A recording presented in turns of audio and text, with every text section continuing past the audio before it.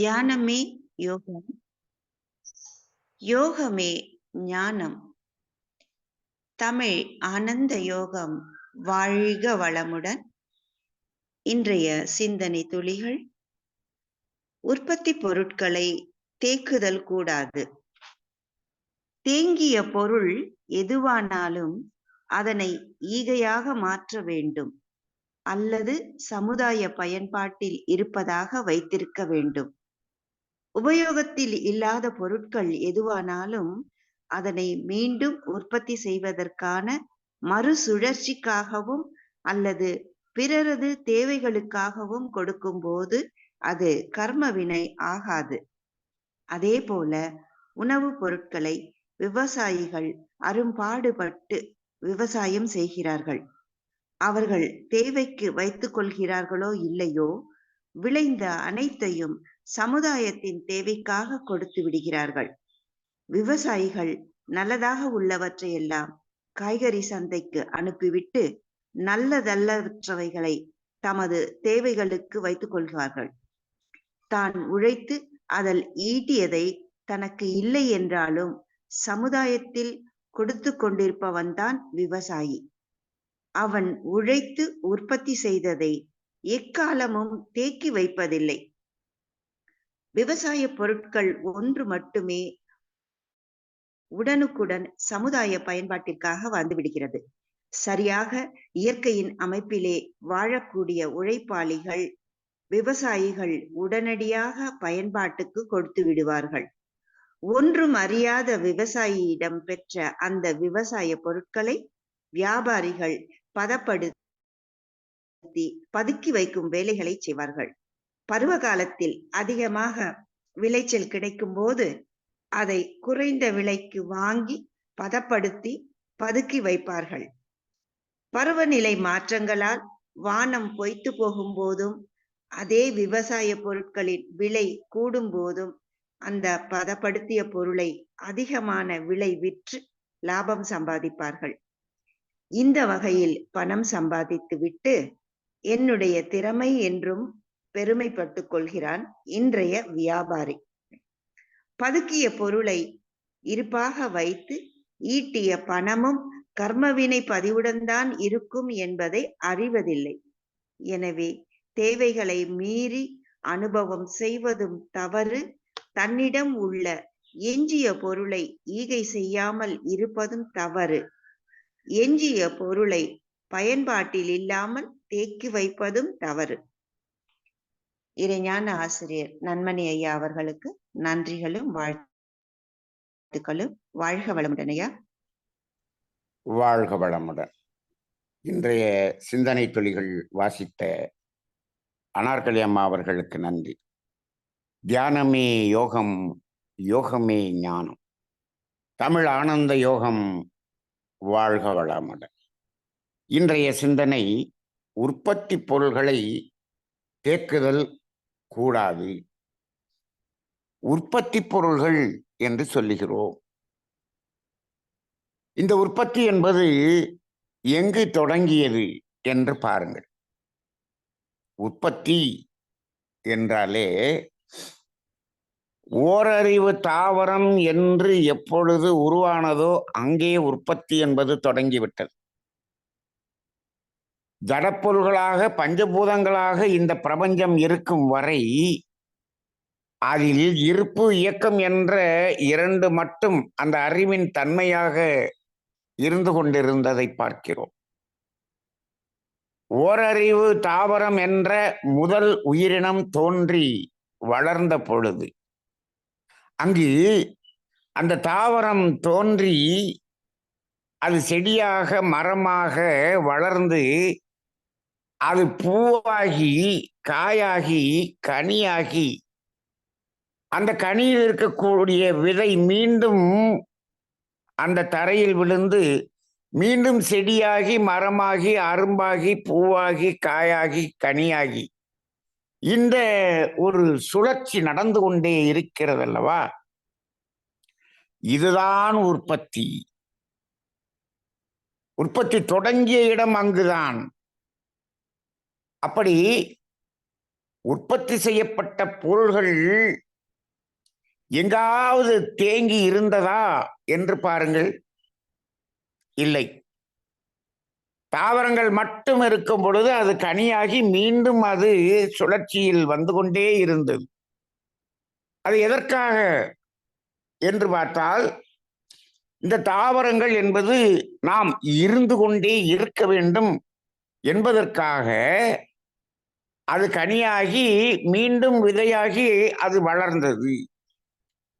இப்போ ஒரு மரமாக வளர்ந்து விட்டது, அது பூக்கவே இல்லை, காய்க்கவே இல்லை என்று வைத்துக் கொள்வோம். அந்த மரத்தினுடைய கால அளவு முடிந்த பிறகு இந்த தாவரங்கள் என்பது இல்லாமல் போய் இருக்கும் அல்லவா? அப்ப அவை என்ன ஆகிறது? மீண்டும் அது அதே போல சுழற்சியில் வந்து மீண்டும் மலர்ந்து கொண்டே இருக்கிறது. ஆக அது எப்பொழுதும் ஒரு சுழற்சியிலேயே இருக்கிறது. இப்போ மனிதனாக வந்து விட்டான், இடையிலே விலங்கினங்கள் வந்தது, பறவைகள் வந்தது. இந்த உற்பத்தி பொருள்களை எல்லாம், அந்த காய்கள் பழங்கள் எல்லாத்தையும் அவை உணவாக எடுத்துக்கொண்டது. அந்த உணவாக பயன்பட்டதுக்கு பிறகும் இந்த தாவரங்கள் என்ன ஆகியது? மீண்டும் அதனுடைய வளர்ச்சியில் இருந்து கொண்டிருந்தது. இத்தனை ஐயறிவு விலங்கினங்கள் வரை அவ்வளவு விலங்கினங்களும் உணவுக்காக அவற்றை எடுத்துக்கொண்டாலும் அதற்கும் மேலும் அந்த விதை என்பது மீண்டும் மீண்டும் வளர்ந்து கொண்டே இருந்தது. அதில் பாருங்கள், அந்த பழம் என்ற ஒன்றை உற்பத்தி செய்த அந்த இயற்கை அந்த பழத்தில் இருக்கக்கூடிய சதை பகுதியை பிற உயிர்கள் உணவாக எடுத்துக்கொள்ளக்கூடிய நிலையிலும், அதன் ஊடே இருக்கக்கூடிய அந்த விதை மீண்டும் அது வளர்ச்சி பெறக்கூடிய வகையிலும் எவ்வளவு அற்புதமாக அது படைத்திருக்கிறது. எங்காவது அது தேக்கமாகியதா? இல்லை. அது உணவாக அந்த விலங்கினங்கள் எடுத்த பிறகும் அது ஒரே ஒரு நாளில் அது மீண்டும் கழிவாக வெளியே வந்து இந்த பூமியில் உரமாக மாறி அது மீண்டும் அந்த விதை வளர்வதற்கு உதவி செய்யக்கூடியதாக இருக்கிறது. ஆக எந்த இடத்திலும் தேக்கம் என்பதே இல்லாமல் இந்த பொருள்களின் உற்பத்தி செய்யக்கூடிய இயற்கையின் அறிவு மனிதன் என்று வந்து விட்டான். மனிதன் என்று வந்த பிறகு இந்த இயற்கை வளத்தை வாழும் வளமாக மாற்றக்கூடிய ஒரு நிலை மனிதனிடம் வந்தது. இயற்கை வளத்தை வாழும் வளமாக மாற்றுதல் என்று சொல்லும் பொழுது அங்கு என்ன ஆகியது? உணவு உற்பத்தி என்பது இவனாக அதை எடுத்து உற்பத்தி செய்ய தொடங்கினான். அதில் தவறே இல்லை. உணவை உற்பத்தி செய்து அந்த உணவுப் பொருளை நாம் பயன்பாடு செய்து கொண்டு அந்த விதையை மீண்டும் உற்பத்திக்காக வைத்துக் கொண்டார். ஒவ்வொரு விவசாயியும் தனது விளைபொருள்களை இந்த சமுதாயத்துக்கு உணவாக கொடுத்துவிட்டு விதைக்காக எடுத்து வைப்பான். ஒவ்வொரு விவசாயிகளினுடைய வீட்டிலும் அந்த விதையை எடுத்து வைக்கக்கூடிய அந்த தரமான அந்த விதைமணிகளை எடுத்து வைக்கக்கூடியது என்பது அவர்களுடைய பாரம்பரியமாக அவர்கள் உயிரிலே ஊறிப்போனதாக இருக்கும்.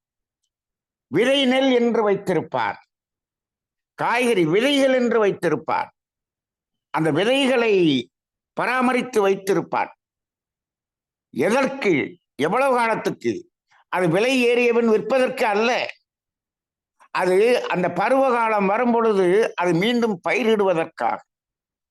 அந்த விதை நெல் மீண்டும் பயிரிடப்பட்டு மீண்டும் வளர்ந்து கொண்டே இருக்கும்.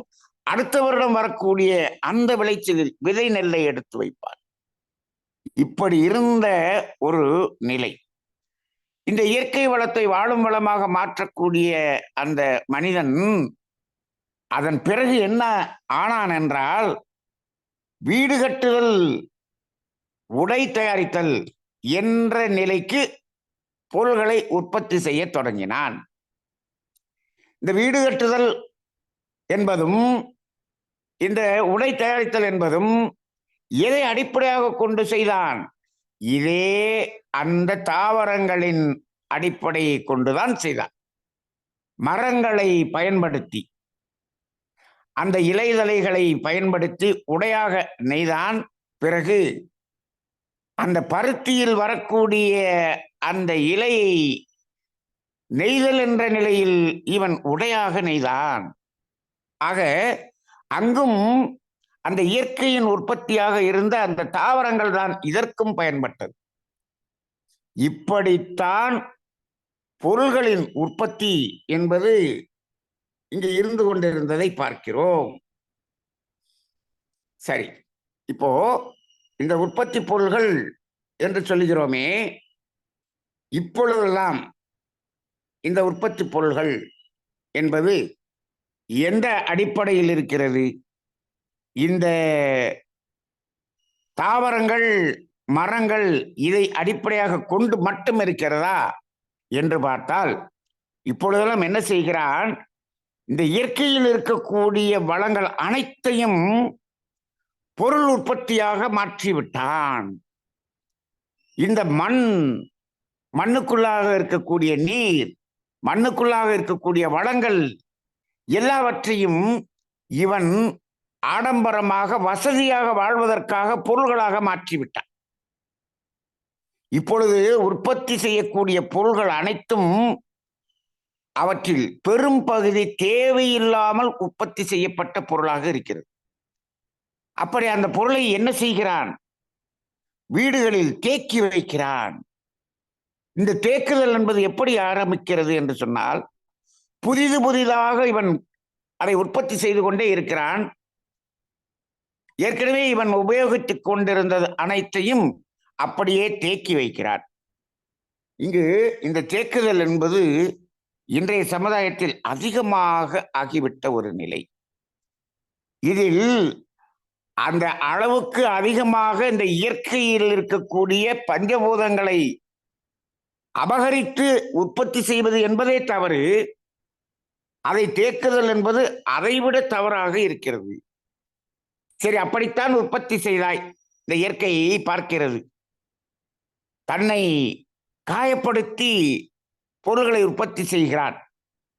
இப்பொழுது பூமியை தோண்டி கனிம வளங்களை எடுத்து அதில் பல இயந்திரங்களையும் பல உபயோக கருவிகளையும் உற்பத்தி செய்கிறானே. இந்த மண்ணை தோண்டி அதை எடுக்கக்கூடிய அந்த பொருளை எடுக்கும் பொழுது அந்த பூமிக்கு வலிக்கும் என்ற ஒரு உணர்வு இருக்கிறதா? இவன் என்ன பார்க்கிறான்? பூமிக்கு ஏது வலி, அதற்கு ஏது உணர்வு, அதற்கு ஏது அறிவு? நாம் தான் அறிவுள்ளவன். இந்த பூமி எல்லாம் நாம் என்ன செய்தாலும் அமைதியாக இருக்கும் என்று நம்புகிறார். இந்த பூமிக்கும் அறிவு இருக்கிறது. அங்கு இதை நோண்டி நோண்டி நோண்டி எடுக்கும் பொழுது அந்த அறிவாகிய தெய்வத்துக்கு அது பாதகமாகத்தான் இருக்கும். அப்ப நமது உடலிலே ஒரு சிறிய ஊசி குத்தினாலே என்ன ஒரு துன்பத்தை உணர்கிறோம்? இந்த பூமியை ஒரு ஆழ்துளை கிணறு தோண்டுகிறோம் என்று 1000 அடி அதை தோண்டுகிறோமே, அந்த பெட்ரோல் எடுப்பதற்காகவும் வாயு எடுப்பதற்காகவும் தோண்டுகிறோமே, அப்படியே ஓட்டை போடுகிறோமே, எவ்வளவு பெரிய ஊசியை வைத்து இந்த பூமியை குத்துகிறோம் என்று எங்காவது நாம் பார்க்கிறோமா? இந்த பூமி என்ற மண்ணை தெய்வமாக வணங்கினான். அதே தெய்வத்துக்கு என்ன பண்ணுகிறான்?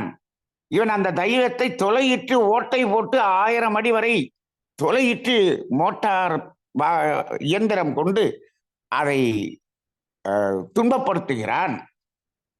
அப்ப இப்படியெல்லாம் பொருள்களை உற்பத்தி செய்யக்கூடிய நிலை வருகிறது. சரி, அப்படிதான் உற்பத்தி செய்து விட்டாய்.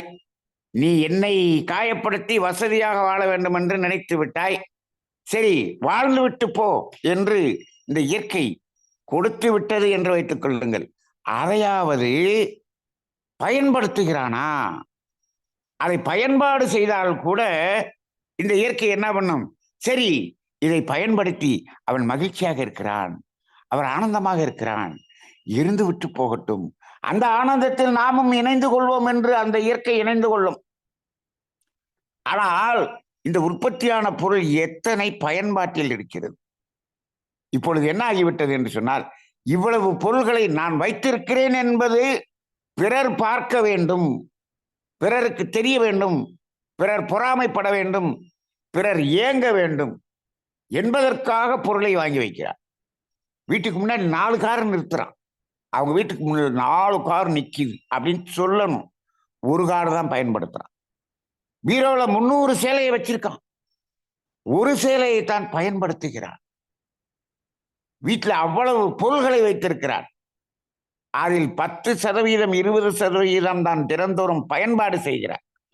மீதெல்லாம் இருக்கிறது என்று அதை அங்கே இருப்பாக வைக்கிறார். இன்னும் சொல்ல போனால், காட்டில் இருக்கக்கூடிய மரங்களை எல்லாம் வெட்டி கொண்டு வந்து வீட்டிலே அதை அழகுபடுத்தி இங்கே வைத்து விடுகிறான். அது காட்டில் இருந்தால் அது வளர்ந்து அது பூவாகி காயாகி கனியாகி மீண்டும் வளர்வதற்கான வேலையை செய்து கொண்டிருக்கும், சுழற்சியில் இருந்து கொண்டிருக்கும்.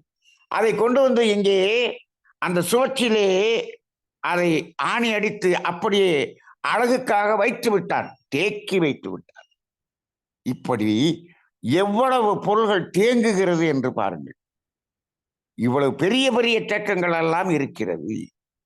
இப்படி இந்த தேக்குதல் என்பதிலே இவனுக்கு என்ன கிடைக்கிறது என்று சிந்தனை செய்து பார்த்தால், சமுதாயத்தில் கேட்டால், தேக்குதல் என்பதில்தான் லாபம் கிடைக்கிறது என்று சொல்லுகிறான். எதற்கு அப்பா லாபம்? நான் கோடீஸ்வரனாக வேண்டும். அந்த கோடீஸ்வரனானால் அங்கு பணம் தானே இருக்கிறது, அங்கும் சொத்து தானே இருக்கிறது, அதையும் தேக்கி தானே வைத்திருக்கிறாய். நான் எவ்வளவு தேக்கி வைத்திருக்கிறேனோ அப்பொழுதுதான் உலக பணக்காரர்கள் லிஸ்ட்ல நான் வர முடியும். சரி, அப்படி வந்த உடனே என்ன செய்ய போறேன்? எல்லாரும் என்னை அப்படி பார்ப்பாங்க. எல்லாரும் பார்த்த உடனே அவங்க பார்க்கணுங்கிறது தான் என்னுடைய நோக்கம். எல்லாரும் எப்படிப்பா பார்க்கிறாங்க? பொறாமையாக, ஏக்கமாக பார்க்கிறார்கள். அனைவரும் பொறாமையாக பார்க்க வேண்டும், ஏக்கமாக பார்க்க வேண்டும். அந்த அலைகள் எல்லாம் என் மீது விழுக வேண்டும், என் குடும்பத்தின் மீது விழுக வேண்டும், என் குடும்பம், என் சந்ததி எல்லாம் துன்பப்பட வேண்டும் என்பதற்காக உழைத்துக் கொண்டிருக்கிறான், தேக்கிக் கொண்டிருக்கிறான். இதுதான் உண்மை. ஆக நீங்கள் பிறர் பார்க்க வேண்டும், பிறர் அதை பொறாமையாக பார்க்க வேண்டும் என்பதற்காக தேக்குகிறீர்களே, அத்துணையும் உங்களது கர்மவினையாக மாறி உங்கள் சந்ததிகள் முழுவதற்கும் தொடர்ந்து அது சென்று கொண்டே இருக்கிறது.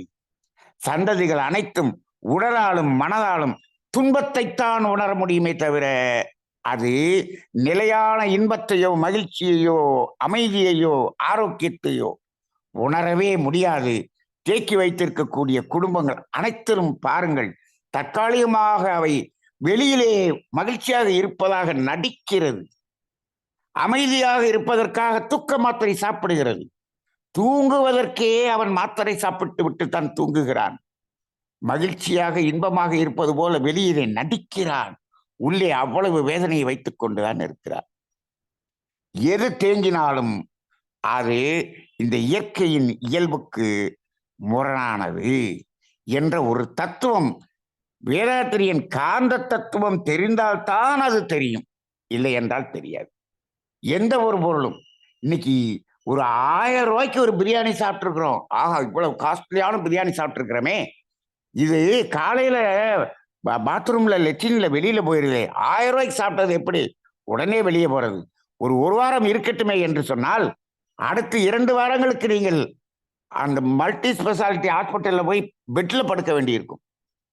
அப்ப நீங்கள் எவ்வளவு காஸ்ட்லியான உணவை எடுத்தாலும் அடுத்த நாள் அது வெளியே செல்லவில்லை என்று சொன்னால் அது உடலை கெடுத்து விடுகிறது. இதே போலத்தான் எதுவாக இருந்தாலும் சுழற்சியிலேயே இருந்து கொண்டால் அது இயக்கத்தில் இருக்கிறது, அது தேங்குவதே இல்லை, அது தூய்மை அடைந்து கொண்டே இருக்கிறது. இந்த சூரியன் நான் ஒரு நாள் தேங்கிக் கொள்கிறேன், 1 மணி நேரம் தேங்கிக் கொள்கிறேன் என்று சொன்னால் நம்மால் வாழ முடியுமா?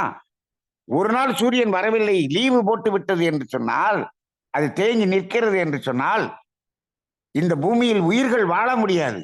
ஒரு நாள் ஆக்சிஜன் இல்லாமல் பல கோடி பேர் இறந்து விடுவார்கள். அது இருக்கட்டும். இந்த பூமி சுற்றி கொண்டே இருக்கிறதே, நான் ஒரு 2 நிமிடம் நான் தேங்கி நிற்கிறேன் என்று நின்று விட்டால் இந்த உலகத்தில் இருக்கக்கூடிய அனைத்து உயிர்களும் அப்படியே இந்த ஆகாயத்தில் வீசி எறியப்பட்டு விடும். இயற்கை எப்பொழுதும் சுழற்சியிலேயே இருக்கிறது. அதைத்தான் இயக்க ஒழுங்கு என்று மகரிஷி அவர்கள் சொல்லுகிறார்கள். உருவம், தன்மை, இயக்க ஒழுங்கு என்று சொல்வார்கள். அது இயக்க ஒழுங்கு என்பதுதான் அறிவாக இருக்கிறது என்று சொல்வார்கள். ஆக எல்லா பொருள்களும் உற்பத்தி பொருள்களாக இருந்தாலும் அது உற்பத்தி செய்யும் போது அது இயற்கைக்கு முரண்பில்லாமல் செய்ய வேண்டும். அது பயன்பாடாக இருக்க வேண்டும், பயன்பட்டு கொண்டே இருக்க வேண்டும். அது மீண்டும் சுழற்சியாகி வந்துவிடும் இந்த இயற்கையில். ஆக இந்த கழிவுகள் எதை இந்த பூமிக்குள் போட்டாலும் அதை சுத்தப்படுத்தி மீண்டும் அது கொடுக்கக்கூடிய புனிதமான அந்த சுத்தப்படுத்தும் வேலையை இந்த பூமி செய்து கொண்டிருக்கிறது.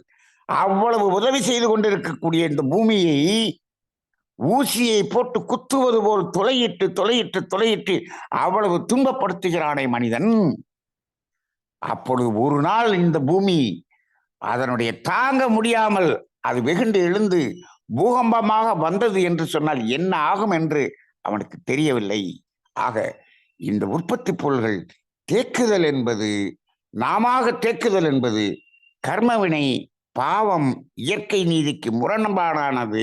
அது எப்பொழுதும் பயன்பட்டு கொண்டே இருக்க வேண்டும், சுழற்சியிலே இருக்க வேண்டும் என்பதுதான் வேதாத்திரிய காந்த தத்துவத்தில் இருக்கக்கூடிய ஒரு பகுதி சாரமாக இருக்கிறது.